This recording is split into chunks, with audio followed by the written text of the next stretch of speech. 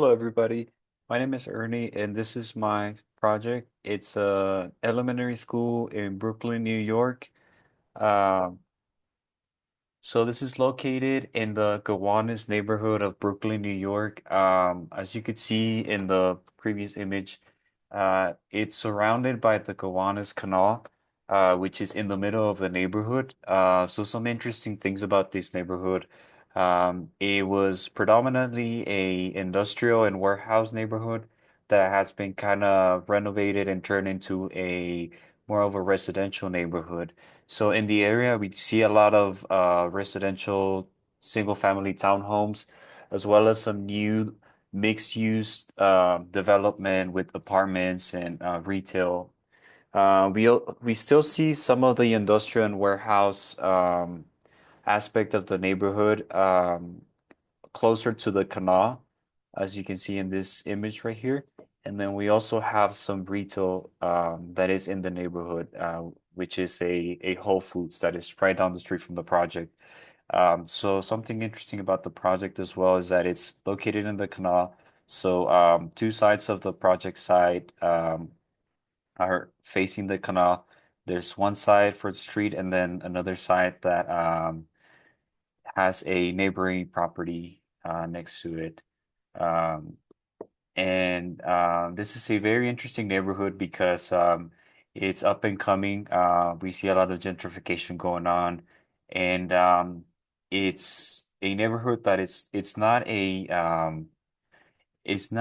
poor neighborhood. It's a rich neighborhood, middle class. So there's a lot of young families that are moving into this neighborhood. They're kind of attracted to the vibrancy and the everything that's going on in the neighborhood.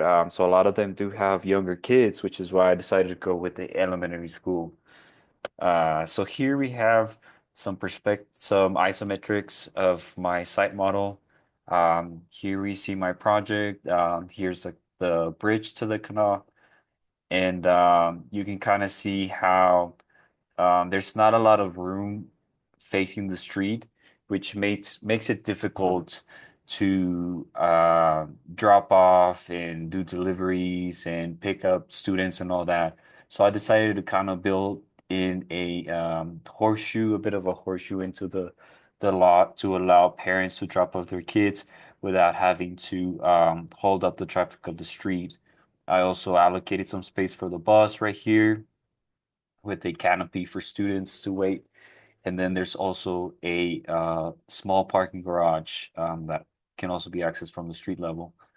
This is the rear side. So as you can see, two sides of the project site are facing the canal. So I made a bit of a balcony right here, a terrace, sorry, that staff can use or students can utilize on special occasions. Uh, and moving on, here we have a front exterior perspective. So this right here would be where courtyard would be, and then I have a green roof on the second floor, uh, which is where the gym is also located. Um, Here we have a rear exterior perspective, and then we have this interior perspective of this space that I wanted to utilize as a auditorium, but also it serves as the a bit of a lobby for the school, and it's also a space that can be used for students to study or to have class outside if there would ever be a need for that. Here's my structural plan. So I decided to place my columns 20 feet apart. This project has a lot of diagonal lines, but I went ahead and did I guess uh, a grid that is pretty squared. And I try to put columns wherever I would see that they would be needed and try to exclude them in places where they wouldn't make sense. Here, there's a bit of my site strategy. So I have exits throughout the building. Here on the rear side, you can see exits, and all of them will take you to the front. This would be where my front entrance is. And I also put some lines that kind of show paths that students would typically take. So if they were walking home, they would go this direction, which is where most of the residential units are located. And then if they were going, say, to the park after school, they would be going on this direction. So here's circulation of my project. So the areas in blue kind of symbolize the horizontal circulations in each floor, and the red symbolize the vertical circulation going on in the project. So I decided to have this stairway that's I guess it kind of protrudes out of the building. I saw this in a school in New York, and I thought that it would be a very good idea to implement because it connects all your floors, and you have this one set of stairways that kind of goes to each floor, and you can easily go up and down without having to like turn directions. You just go down a straight path. But I also have emergency stairs in the back. And if you're in the second floor, you can also use the bleachers for the auditorium to go up and down if needed. And there are also elevators. There's an elevator right here that runs through all your levels, through all the levels. And here is my design strategies. So, big part of my passive strategies is the use of this cladding that can also serve as a shading structure for the windows. It's a rain screen that is kind of has these, I guess, protrusions that can project, can kind of block the sun out from the windows. Um, so I also intend to use a lot of recycled materials in the interior finishes. And also we have the green roof, which obviously mitigates heat island effect, and can also collect storm water, which can be used to water some of the other green spaces.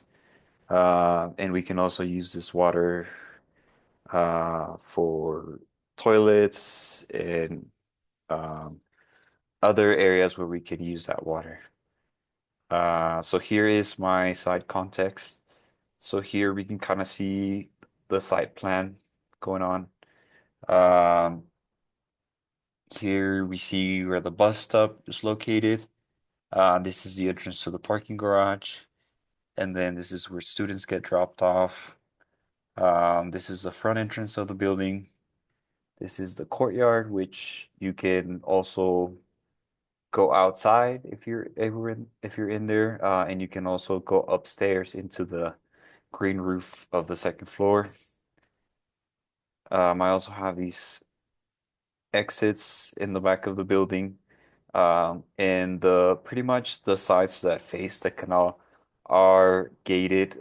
Since this is an elementary school, obviously safety is a big concern, so I just went ahead and gated all of those two sides to keep anybody from going into the canal, which I also learned from one of our lectures that it's a pretty polluted canal, so it's definitely not somewhere where you want kids being around.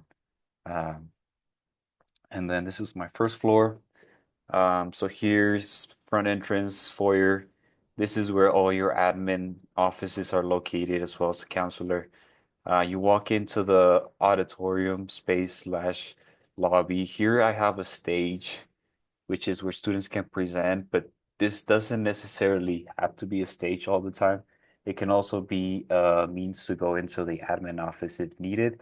There is a one step, and this platform is only 1 feet high. So it's not a very tall platform, and that is on purpose because I wanted this space to also be used for circulation. So we don't we the idea is to reuse space and to not waste space since we don't have a lot of room here. So this is courtyard outside. Here is the elevator. And then this is where I have all my art classroom, my music. There's a restroom here in the middle for students, but I also have staff restrooms here in the back, which are close to the teacher's lounge. Here's the library and the media room. They have windows that overlook the canal. And then here's a special education classroom. Um, and then here's kitchen area, serving the receiving, which is close to the front of the building, and also the parking garage, which is where deliveries would typically happen, cafeteria. And then I have two sets of stairways here, and these lead you up to the gym, which is in the second floor. Here we see classrooms. Kinder and first grade are on the second floor. There's a restroom in the middle. There's a janitor's closet, and then we have the gym outside and an office for a PE teacher. This is second and third, fourth and fifth. I mean, sorry, this should be fourth and fifth. And then this is the roof plan. So the classroom levels pretty much look the same. The only thing that changes is the stairway that runs through all of them. That kind of changes the layout of the classrooms, but they're pretty much the same. Here is my transverse and longitudinal sections. Here we kind of see how the classrooms are arranged, as well as the spaces in the first floor. Same thing with this one. Here are my elevations.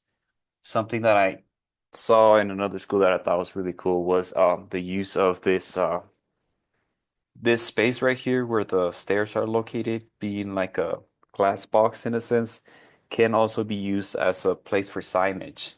You can see this from the street level, and it's a very cool opportunity to create this like signage in this space that would typically not be used for that. Um, and lastly, here's my programming with my different programming areas. Um, as you can see, I wanted to keep all of my collective support spaces in the first floor, and then my learning spaces in the second, third, and fourth. And this has been my project. Thank you.